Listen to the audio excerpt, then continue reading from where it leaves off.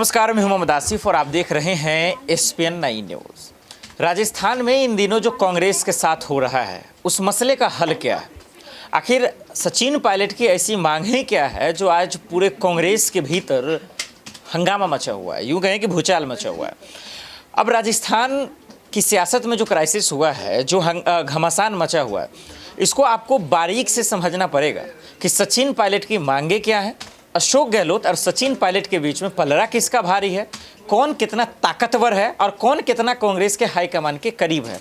तभी जाकर आपको ये समझ में आएगा कि राजस्थान के सियासत में क्या होगा। वो तो बात की बात है, राजस्थान के सियासत में कांग्रेस का क्या होगा, ये सबसे बड़ा सवाल है। आखिर क्यों सोनिया गांधी चुप हैं, आखिर क्यों राहुल गांधी और प्रियंका गांधी, ये तमाम के तमाम लोग चुप हैं और बीच में छोटपई के नेता को भेज दिया गया कि भैया जाइए आप मसले को हल कर लीजिए, जिससे थोड़ा सा भी कुछ होने वाला ना है, क्योंकि इस मसले को लेकर 5 साल से जो है कांग्रेस इसको झेल रही है, इस मसले को। तो चलिए आज इस वीडियो में जरा सा आप आखिर तक बने रहिए और चीज़ों को समझिए, बारीक से आपको समझा देते हैं कि किसका पलड़ा भारी है और कौन किस पर भारी पड़ेगा, और अगर मसले का हल नहीं निकलता है तो 23 में कांग्रेस का क्या होने वाला है। सबसे पहले ध्यान देते हैं सचिन पायलट की मांगे क्या है, पहले उस पर रुख कीजिए ताकि चीज़ें आपको समझ में आए कि फिर उसके बाद जो है आगे क्या कुछ होगा। सबसे पहले बीजेपी सरकार के भ्रष्टाचार की जांच हो, यही कहते हुए सचिन पायलट नजर आ रहे हैं। 45,000 करोड़ के खान घोटाले पर एक्शन हो, ये उनका कहना है। चुनाव से पहले सरकार को सच बताना चाहिए, ये सचिन पायलट का कहना है। राजस्थान सरकार एजेंसियों का इस्तेमाल करे, आरोप लग रहे हैं कि बीजेपी से हमारी मिलीभगत है, सरकार की विश्वसनीयता की जांच जरूरी है। ये सचिन पायलट की मांगे हैं। अब जरा सा आगे बढ़ते हैं और आपको बताते हैं अब कि दरअसल दोनों के जरा सा राजनीतिक करियर को समझ लेते हैं कि आखिर दोनों की ताकतें क्या हैं। अब जरा समझिए, अशोक गहलोत 41 साल से राजनीति में, समझिएगा गौर से, 41 साल से, इसीलिए सोनिया गांधी के ज़्यादा करीब है। सचिन पायलट 19 साल से राजनीति में है। अब इधर आते हैं, 3 बार राजस्थान के सीएम है, अशोक गहलोत साहब की बात कर रहा हूँ। सचिन पायलट राजस्थान के पूर्व डिप्टी सीएम है, जरा समझिएगा, बारीकी को समझिए आप। 3 बार लोकसभा सांसद है और सचिन पायलट 2 बार लोकसभा सांसद है, एक का फर्क है यहाँ पे। 3 पीएम के साथ ये काम कर चुके हैं, यानी 3 बार प्रधानमंत्री के साथ ये काम कर चुके हैं। लेकिन सचिन पायलट मनमोहन सरकार में मंत्री रहे हैं। फिर उसके बाद खुद राजनीति में जगह बनाई है, कौन? अशोक गहलोत ने खुद बनाई है, किसी की विरासत में नहीं आया इन्होंने। लेकिन अगर सचिन पायलट की बात करें तो विरासत में मिली है राजनीति, तो इसको भी ध्यान देना पड़ेगा। वहीं अशोक गहलोत 3 बार प्रदेश अध्यक्ष रहे हैं, लेकिन 1 बार प्रदेश अध्यक्ष रहे हैं सचिन पायलट। अब आखिर में समझिए, सोनिया गांधी के ये करीबी हैं जैसा कि शुरुआत में मैंने बताया, लेकिन सचिन पायलट राहुल और प्रियंका के करीबी हैं। अब जरा सा समझिए कि आखिर अब आगे क्या होगा इस राजनीति में, कि किसमें क्या कमी है और किसकी जो है क्या ताकतें हैं। सचिन पायलट की ताकत को बताता हूँ और सचिन पायलट की कमजोरी भी बता रहा हूँ, क्योंकि सचिन पायलट की मांग है, अनशन पे वो बैठे हुए, तो जरा इसको समझना बहुत ज़रूरी है कि 19 साल का इनका सफ़र राजनीतिक करियर में इन्होंने बनाया क्या, गवाया क्या। तो चलिए जरा उसको बारीक से समझते हैं और आपको समझाते हैं। सचिन पायलट 2018 में मिली जीत के वक्त जो है उन्होंने दरअसल 2020 में कांग्रेस पार्टी से बगावत कर ली। गौर से डिफरेंस को, आंकड़ों को समझिएगा कि 2018 में मिली जीत के वक्त जो है उन्होंने 2020 में कांग्रेस से बगावत कर ली। फिर उसके बाद प्रदेश अध्यक्ष में समझिए, राजस्थान के डिप्टी सीएम, केंद्र में मंत्री रहे, और उसके बाद जो है गांधी परिवार के करीबी, कॉन्ट्रैक्टर और युवाओं में लोकप्रिय, साफ सुथरी छवि वाले नेता माने जाते रहे, ये उनकी ताकत रही। लेकिन वहीं जातीय समीकरण में ये पीछे रहे, और आपको पता है कि आज के नेता अगर जातीय समीकरण को ना समझे तो खैर उसका क्या हाल होता है वो आप बेहतर तरीके से जानते हैं।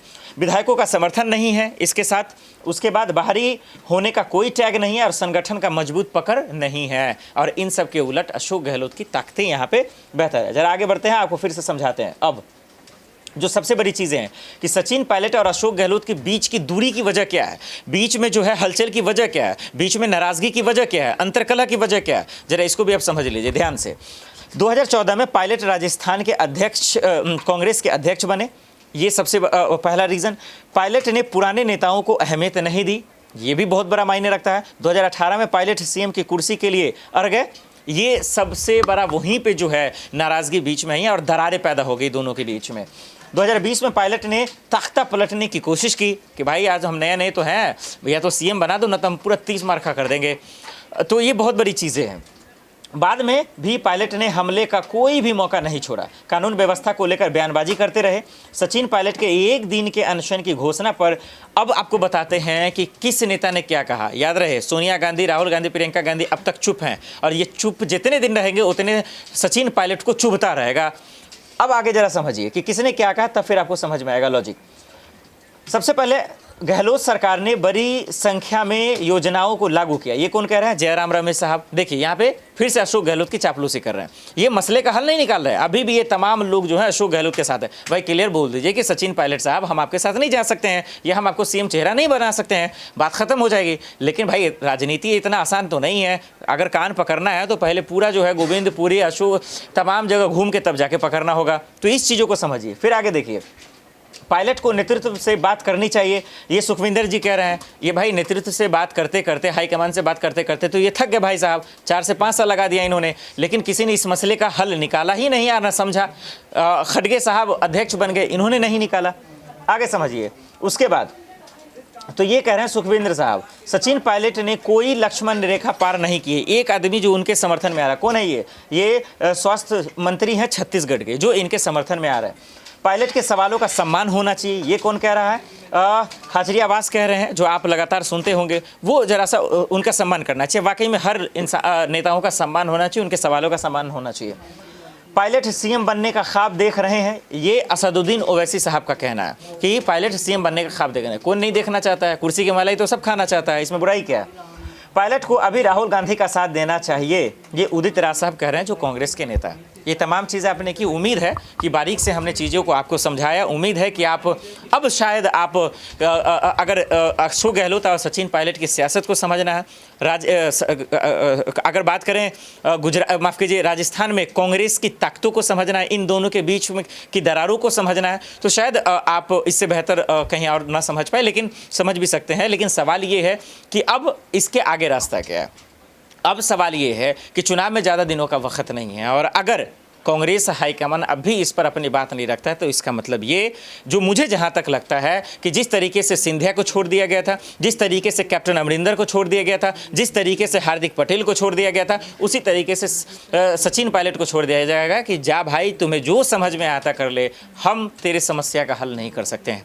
और अगर ये कर सकते या करना चाहते तो मुझे लगता है कि जिस वक्त कांग्रेस प्रेसिडेंट का चुनाव हो रहा था, अशोक गहलोत को आगे किया गया था, फिर वो बैकफुट पे आ गए। 10 बजे रात में, मुझे ठीक एग्जैक्ट अगर वक्त याद है तो 10 बजे रात में सोनिया गांधी को मुंह पर ही मना कर दिया अशोक गहलोत ने कि भाई मैं सीएम पद ही, क्योंकि मुझे उसी का लालच है, मैं अध्यक्ष नहीं बनूंगा, क्योंकि अध्यक्ष बनूंगा तो मुझे पता है कि मुझे आप लोगों की गुलामी करनी पड़ेगी, तो मुझे सीएम पद ही रहने दीजिए, कुछ तो अपना काम करेंगे।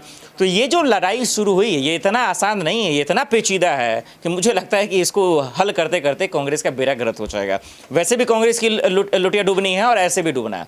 ऐसे में अब ये देखना पड़ेगा कि सचिन पायलट आज अनशन पे है, 4 बजे ये जो अनशन ख़त्म हो जाएगा, उसके बाद फिर देखते हैं कि कौन नेता क्या कहता है, और खास करके कांग्रेस हाईकमान क्या एक्शन लेता है, वो हम आप तक जरूर पहुंचाते रहेंगे। देश दुनिया की बड़ी खबरों के लिए देखते रहे SPN9 न्यूज़। नमस्कार।